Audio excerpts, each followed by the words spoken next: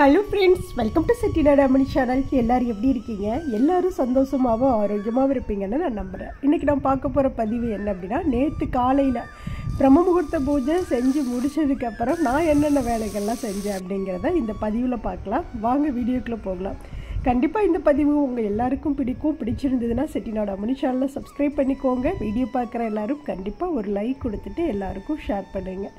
அதே போல் நிறைய சகோதரிகள் கேட்ட கமெண்ட்ஸுக்கும் நம்ம இந்த வீடியோலேயே நான் வந்து ரிப்ளை கொடுக்குறேன். ஓகே, வாங்க இப்போ நம்ம வீடியோக்குள்ளே அப்படியே போக ஆரம்பிக்கலாம். நேற்று அதிகாலையிலே பிரம்ம முகூர்த்த பூஜை வந்து நேரத்திலே எந்திரிச்சு செஞ்சுட்டேன். அதை வந்து ஃபுல் பதிவாக நேற்றே உங்களுக்கு நான் வீடியோ கொடுத்துட்டேன். அதுக்கப்புறம் நான் செய்த வேலைகளை இந்த விலாகில் நான் அப்படியே வந்து கொடுத்துருக்கேன். இப்போ காலையில் எந்திரிச்சு வாசல் தெளித்து கோலம் போட்டுட்டு ஃபுல்லாக துளசி மாடத்துக்கிட்டையும் கோலம் போட்டு தீபம் ஏற்றி மங்களகரமாக வந்து விளக்கு மாடத்துலேயும் தீபம் ஏற்றி அப்படியே வந்து ஃபுல்லாக வந்து சாம்பிராணி காட்டி விட்டாச்சு.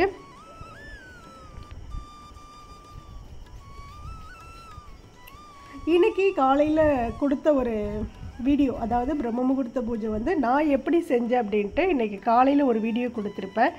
நம்ம வாசல் திறக்காமல் வெளியிலே போகாமல் நம்ம வீட்டுக்குள்ளேயே உட்காந்து எப்படி ஒரு தெய்வத்தோடு நம்ம அப்படியே வந்து நேரடியாக வந்து பேசிக்கலாம் அப்படின்னு சொல்லிட்டு வீடியோ கொடுத்துருந்தேன். நிறைய சகோதரிகள் கமெண்ட் பண்ணியிருந்தீங்க. அதில் ஒரு சிஸ்டர் சொல்லியிருந்தாங்க, நல்லா நேராக உட்காந்துக்கோங்க சிஸ்டர், நேராக உட்காந்துட்டு பூஜை பண்ணுங்கன்னு சொல்லியிருந்தீங்க. கரெக்டு தான், நம்ம இப்போ தானே கீழே உட்காந்து பழகுறோம், அதனால் அப்படியே வந்து அந்த தூக்க கலக்கத்திலே உட்காந்துருந்தேன். நாளையிலேருந்து இன்னுமே வந்து ஒவ்வொரு நாளும் நம்மளையே நாம் மாற்றிக்குவோம் இல்லையா? புதுசாக ஒரு விஷயம் நம்ம செய்யும்போது அது வந்து ரொம்ப நிறைவாக வந்து செய்வோம். ஆனால் பார்த்தீங்கன்னா அவ்வளோ பர்ஃபெக்டாக இருக்குமா அப்படிங்கிறது எல்லாருக்குமே ஒரு என்ன சொல்கிறது, ஒரு கரெக்டாக அமையாதுன்னு வச்சுக்கோங்களேன். அப்படி தானே. இன்னொன்று பார்த்தீங்கன்னா, கீழேயே உட்காராமல் நம்ம எதாக இருந்தாலும் முதுகுக்கு முட்டு கொடுத்துட்டே உட்காந்துட்டு, எப்போ கீழே உட்காந்தா சோபாவில் அப்படியே வந்து சாஞ்சிட்டு உட்காருவேன், இல்லை சோபா மேலே உட்காந்தா பின்னாடி வந்து பில்லோ வச்சு சாஞ்சிட்டு உட்காருவோம். அப்படியே உட்காந்து இருந்துட்டு அப்படியே வந்து கீழே உட்காந்துருந்தது கொஞ்சம் அப்படியே கூடு போட்டு உட்கார்ந்தது மாதிரி தான் இருந்தது. நேரம் நிமிர்ந்து உட்கார சொன்னீங்க. கண்டிப்பாக நான் அதே மாதிரி நாளையிலேருந்து அது மாதிரி உட்காந்து ரொம்ப சூப்பராக இன்னுமே பூஜை பண்ணுறேன். அதே போல் நிறைய சகோதரிகள் வந்து சொன்ன ஒரு விஷயம் என்ன அப்படின்னா, வெறுந்தரையில் உட்காரக்கூடாது, மேட் போட்டு தான் உட்காரணும் அப்படின்னு சொல்லியிருந்தீங்க. நான் பார்த்துருக்கேன், எல்லாத்துலேயுமே பார்த்துருக்கேன். ஆனாலும் வந்து நீங்கள் சொன்ன விஷயத்தையும் நான் வந்து எடுத்துக்கிறேன். நாளையிலேருந்து மேட்டு போட்டே உட்காந்துக்கிறேன். அதே போல் நாளைக்கு பார்த்தீங்க அப்படின்னா, அந்த கலச விளக்கை வந்து நான் வந்து தரையில் தான் வச்சுருந்தேன். இது யாரும் கமெண்ட்ஸில் சொல்லலை, நானாக யோசிக்கிறதா. கீழே தரையில் தான் நான் வச்சுருந்தேன். ஏன்னா நேற்றே பார்த்தீங்கன்னா எல்லாம் வந்து தட்டு விளக்கு எல்லாமே வந்து பூஜை ரூம் ஃபுல்லாக இந்த 2 டேஸாக வந்து ஃபுல்லாக கம்ப்ளீட்டாக எல்லா சிலைகளையும் எடுத்து வெளியில் ஹாலில் வச்சுட்டு அப்படியே பூஜை அறை மட்டும்தான் இருந்தது. அப்படி இருந்துட்டு அதை ஃபுல்லாக கம்ப்ளீட்டாக க்ளீன் பண்ணி அழகாக கோலமெல்லாம் போட்டு பெயிண்டில் கோலம் போட்டிருக்கேன். நிரந்தரமாக ஒரு கோலம் போட்டு வைக்கலான்ட்டு அதை நான் ஏற்கனவே வீடியோவாக உங்களுக்கு கொடுத்துருக்கேன். அதே போல் பூஜை ரூம் நிலைவாசல்லையும் அழகாக பெயிண்ட் பண்ணி எல்லோ கலரில் பெயிண்ட் பண்ணி ரொம்ப அழகாக இருக்குது இப்போ பூஜை அறை. அதனால் ஃபுல்லாக கம்ப்ளீட்டாக எடுத்துகிட்டு சுத்தம் பண்ணதுனால மறுபடியும் எல்லா விளக்குகளையுமே கழுவிட்டு எல்லா சுவாமி சேலை வச்சுருக்கக்கூடிய ஸ்டாண்டு அந்த தட்டு எல்லாமே வந்து கம்ப்ளீட்டாக எடுத்துகிட்டு கழுவி வச்சதுனால அந்த தட்டமெல்லாம் வந்து கழுவி காய வச்சுருந்தேன்னா அதுக்குள்ளே இருந்தது. சரி, அந்நேரத்துக்கு எடுக்கிறதுக்கு ஒரு மாதிரி கஷ்டமாக இருந்து, சரி அடுத்த நாள் நம்ம எடுத்து அது மாதிரி பண்ணிக்கலாம் அப்படின்னு சொல்லிட்டு அந்த விளக்கையுமே நான் வந்து அந்த கலச விளக்கை வந்து தரையில் தான் வச்சுருந்தேன். அது கலச விளக்கு அப்படின்னா நம்ம இப்போ வந்து தரையில் வைக்கக்கூடாது, ஒரு தட்டத்தில் பச்சரிசி போட்டு தான் வைக்கணும். நாளைக்கு அது மாதிரி ரொம்ப சிறப்பாக நீங்கள் நினைக்கிற மாதிரி நானும் நினைக்கிற மாதிரி நாளையிலேருந்து பூஜை வந்து கண்டிப்பாக செய்வேன். உண்மையாலுமே ரொம்ப நல்லா இருந்தது. அதே போல் ஒரு சகோதரி சொன்னாங்க என்ன அப்படின்னா, அக்கா நாங்கள் உங்களை பார்த்து தான் நிறைய விஷயங்கள் கற்றுக்குறோம். நீங்கள் வந்து வீடியோவில் வந்து சொல்கிறப்போ அது வந்து மக்கள்கிட்ட வந்து அது பரவ ஆரம்பிக்கும்.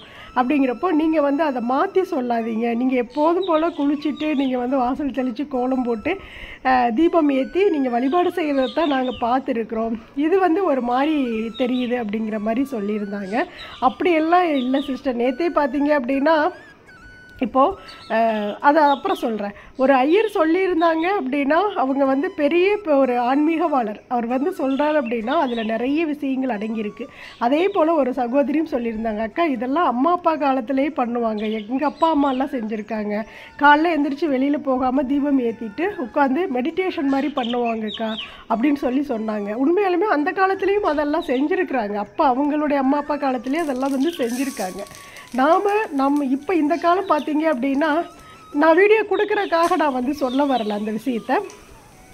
சேஃப்டி ரொம்ப முக்கியம் தானே. நானே இன்றைக்கி பதிவுலே காலையில் சொல்லியிருப்பேன். பயந்து தான் எல்லா விஷயமே நான் வெளியில் போய் செஞ்சிட்ருப்பேன். அதான் பூஜை அறைக்கு ஒரு தீப்பெட்டியோ இல்லை ஒரு சாம்பிராணியோ எடுக்க வர்றதா இருந்தால் கூட மறுபடியும் டோரை வந்து க்ளோஸ் பண்ணிட்டு தான் உள்ளே வருவேன். ஏன்னா பின்னாடி யாராவது வந்துடுவாங்களோ அப்படிங்கிற ஒரு பயமெல்லாம் இருக்கும். என்னோடய ஹஸ்பண்ட் வந்து அதை வந்து அவேர்னஸாக சொல்லிகிட்டே இருப்பார். அதனால் பார்த்திங்கன்னா பயந்து தான் அந்த பூஜையெல்லாம் செய்கிறோம். இவ்வளவு பாதுகாப்பு இருக்கக்கூடிய இந்த இடத்துலையே பார்த்திங்கன்னா அந்த மாதிரி எல்லாருக்கும் பயம் இருக்குது. அப்போது யாருமே இல்லாத ஒரு வீட்டில் ஒரு ஆள் நடமாட்டமே இல்லாமல் இருக்கக்கூடிய ஒரு ஸ்ட்ரீட்டில் வந்து ஒரு சகோதரி அந்த பூஜைகள் செய்கிறாங்க அப்படின்னா பாதுகாப்பு ரொம்ப முக்கியம் தானே.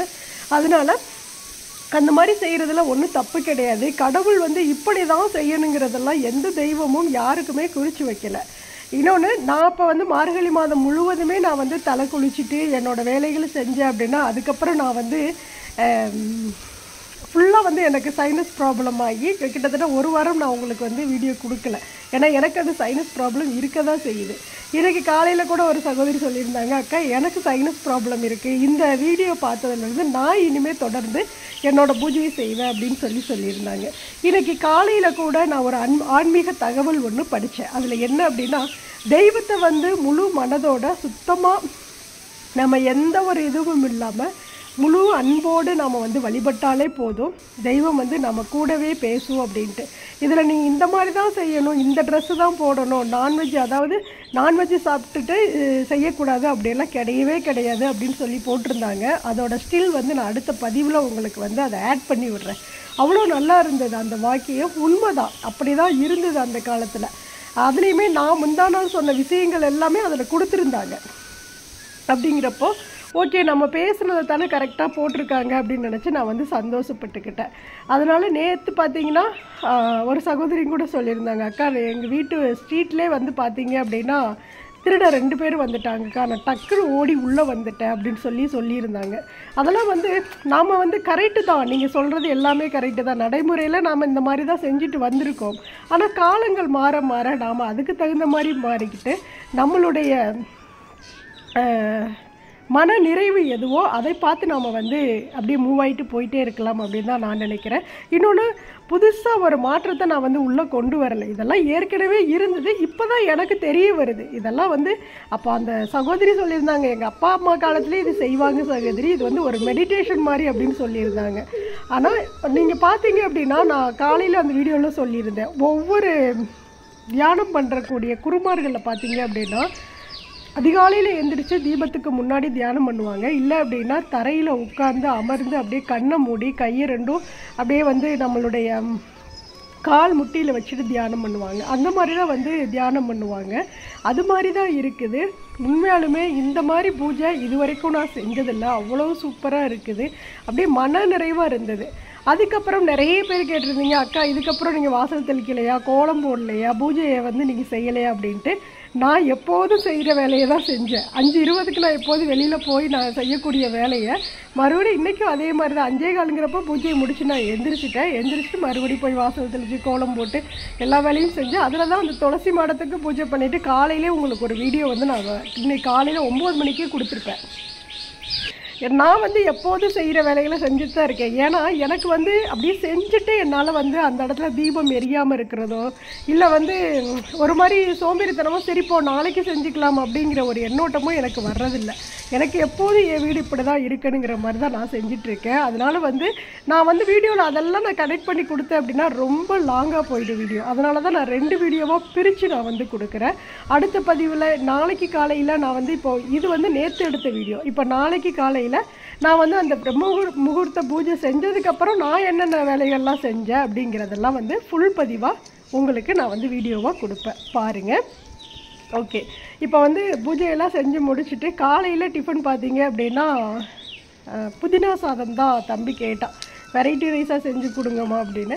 சரின்ட்டு அப்புறம் புதினா தாளித்து எப்போதும் போல் அரைச்சி நல்லா சாதத்தில் கலந்து சாப்பாடு அவங்களுக்கு கொடுத்துட்டு அதுக்கப்புறம் கொஞ்சம் ரிலாக்ஸ் ஆகும் இல்லையா. கொஞ்சம் சங்குப்பூ வந்து மாடி தோட்டத்தில் இருந்தது. அதாவது மாடியில் வச்சு தோட்டம் கிடையாது, ஒரு 4-5 பக்கெட்டு தான் வச்சுருக்கேன். அங்கே போய் இருக்குதான்னு பார்த்தா நிறைய பூத்துருந்தது. மழை தொடர்ந்து பேஞ்சதுனாலே என்னமோ ஒரு 5-6-7 பூ பூத்துருந்தது. குட்டி செடி தான், அதுலேயே அத்தனை பூ இருந்தது. சரின்னு அதை பறிச்சுட்டு வரலான்ட்டு மேலே போனால் அத்தனை இயற்கை காட்சிகள் ரொம்ப ரொம்ப அழகாக இருந்தது. அந்த குருவி உட்கார்ந்துருக்கிறது, குயில் கூவுறது, குருவி 2 குருவி வந்து அதோட அன்பை வந்து பரிமாறிக்கிறது, 2 முத்தம் கொடுத்துக்கிறது, இதெல்லாம் அழகழகாக இருந்தது. அப்படியே பார்த்துட்டு அதையே அப்படியே நான் வீடியோ எடுத்துகிட்டே இருந்துட்டேன்.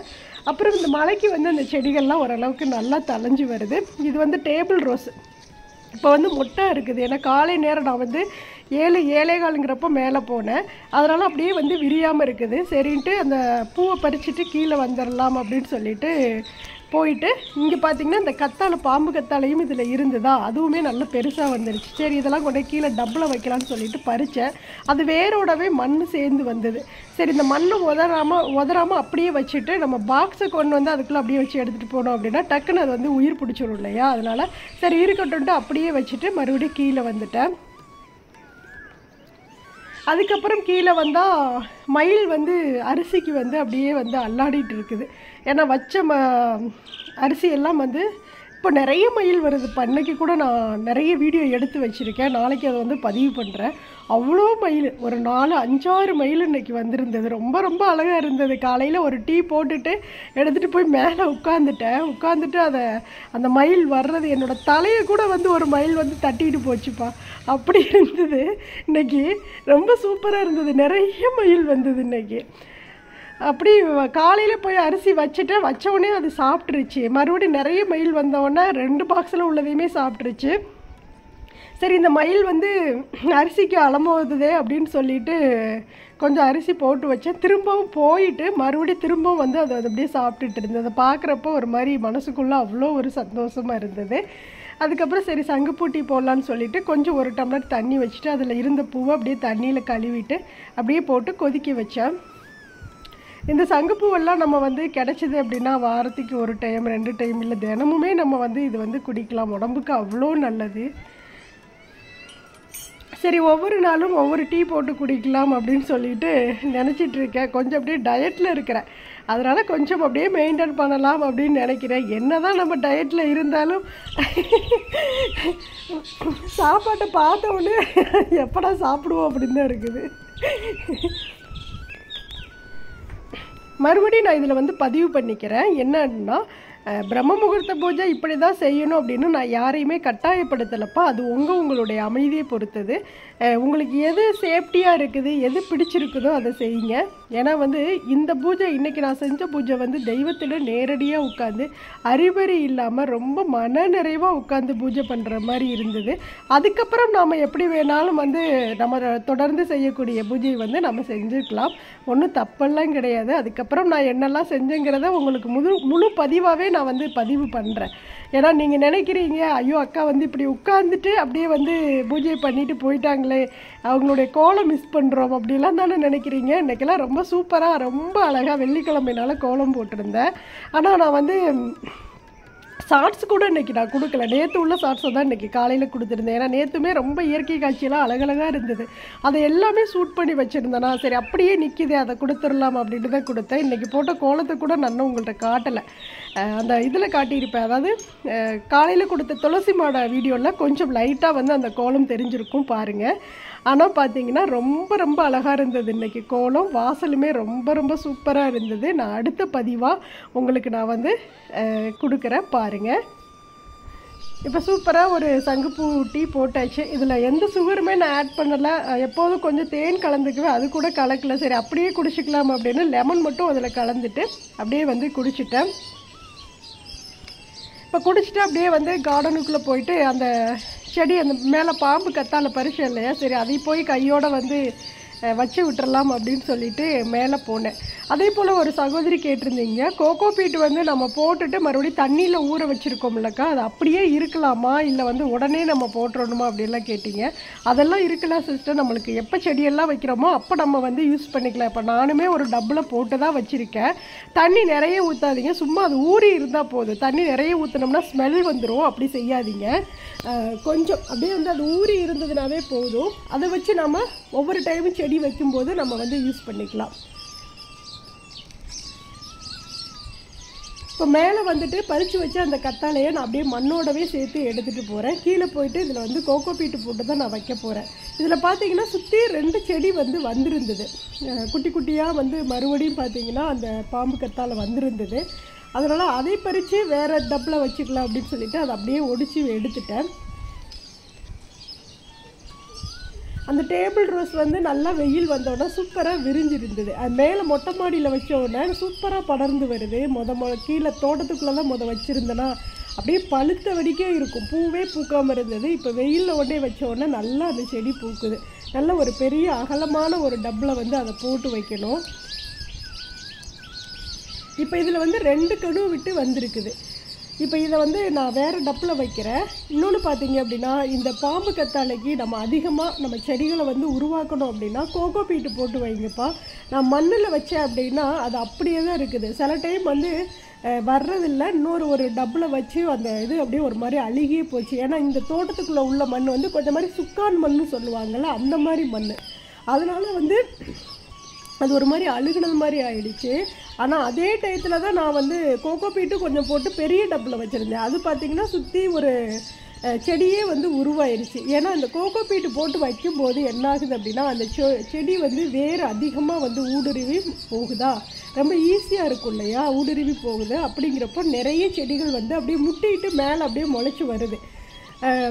ஆனால் மண் போட்டு வச்சோம் அப்படின்னா அந்தளவுக்கு வர்றதில்லை. நான் வச்சுருப்பேன் பாருங்கள், நிலைவாசல்லையும் ஒன்று வச்சுருப்பேன். அதுலேயுமே பக்கத்தில் ஒரு செடி நல்லா பெருசாக தளைஞ்சி வருது. அதே போல் முன்னாடி இங்கேயுமே ஒரு செடி வச்சுருக்கேன், அதையுமே காட்டுறேன் பாருங்களேன்.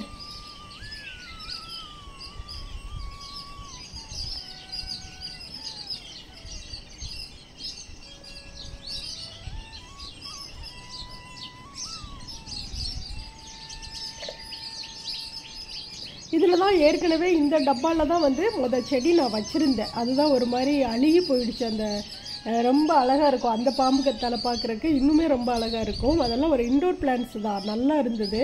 ஆனால் அந்த மண் வந்து அதுக்கு ஒத்து வரலை, ஒரு மாதிரி அழுகி போயிடுச்சு. சரின்ட்டு அதை அப்படியே அந்த மண் வேண்டாட்டு கீழே கொட்டிட்டு இப்போ இதில் வந்து மண்ணும் அந்த கோகோ பீட்டும் கலந்து தான் நான் இதில் வந்து வைக்கிறேன். கொஞ்சம் செம்மண்ணும் அது கூட கொஞ்சம் கோகோ பீட்டும் போட்டு வைக்கிறேன்.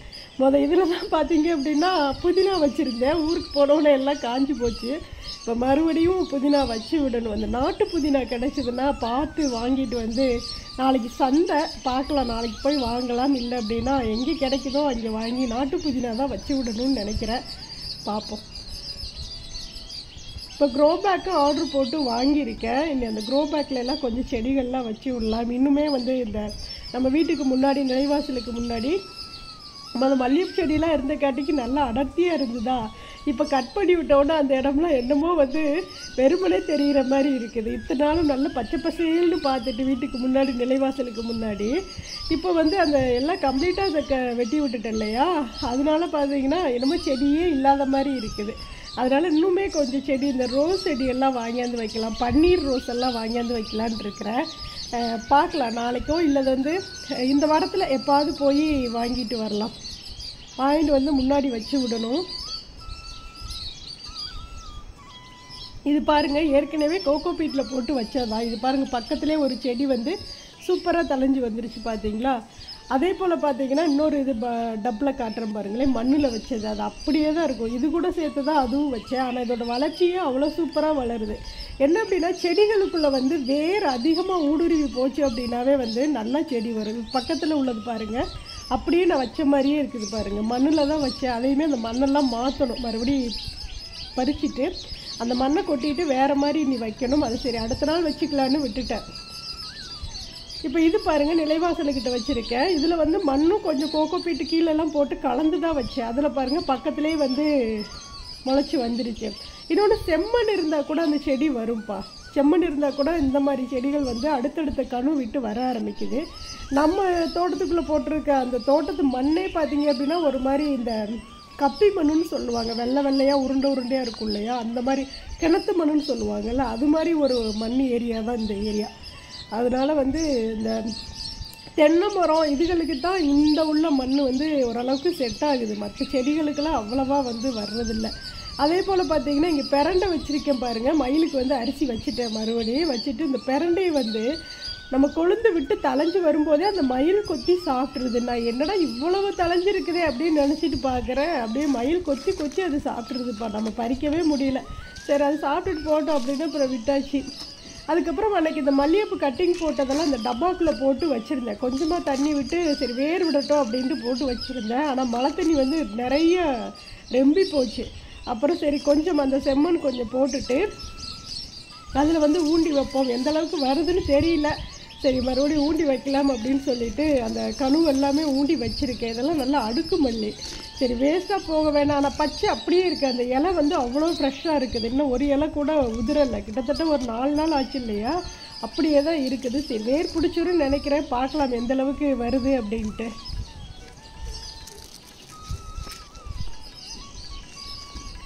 அவ்வளோதான், காலையிலேருந்து ஒரு 10 மணி வரைக்கும் செய்த வேலைகள் இதுதான். இந்த பதிவெல்லாம் உங்களுக்கு பிடிச்சிருக்கும், சின்ன சின்ன டிப்ஸுகள் உங்களுக்கு யூஸ்ஃபுல்லாக இருந்திருக்கும் அப்படின்னு நான் நினைக்கிறேன். நம்ம சேனலில் உள்ள வீடியோஸ் எல்லாம் உங்களுக்கு பிடிச்சிது அப்படின்னா எல்லோரும் சப்ஸ்கிரைப் பண்ணுங்கள், எல்லாருக்கும் ஷேர் பண்ணுங்கள், வீடியோ பார்க்குற எல்லோரும் கண்டிப்பாக ஒரு லைக் கொடுங்க. தேங்க்ஸ் ஃபார் வாட்சிங். நன்றி, வணக்கம். அனைவருக்கும் நல்லதே நடக்கும்.